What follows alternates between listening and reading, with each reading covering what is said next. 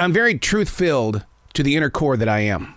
That inner core is a very creative monster. It wants to constantly create something, even if it is causing trouble. You're still creating, and I wonder if that's the reason why we were always banging heads when I was a child, because my mind wanted to create something, trouble.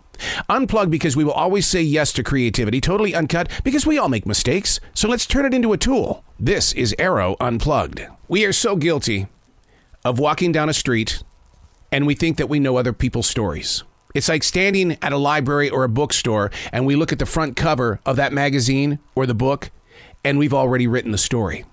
The events in our lives, there's something that's happening in 2 or 3 weeks and your mind is already writing the story without ever experiencing the moment. But yet it wants to write the story. And we get in lots of trouble because the thing is that we pound ourselves with so much negative energy trying to figure out, well, what if? And that what if never materializes. And you're never going to get that positive energy back because you wasted so much time writing a story.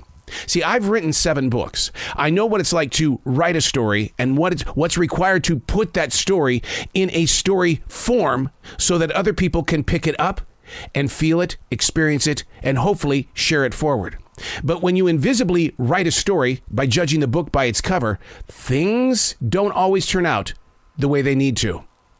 I think sometimes we write the story in our own way and we try to put that story in action.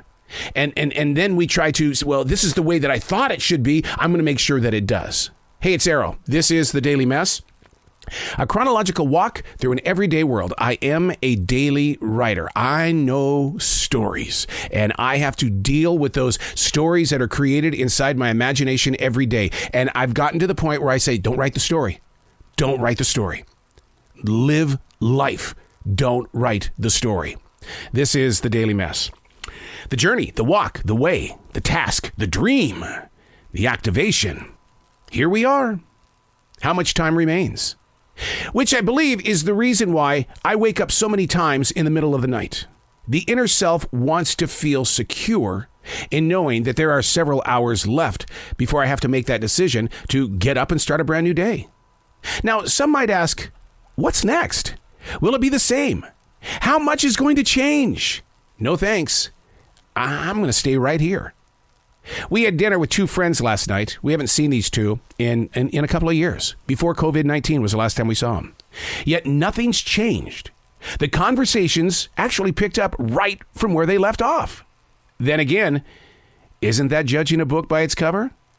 In the 2 hours we had together, the subjects at hand didn't truly dive into the journey, the walk, the way. It was more about catching up. How are you?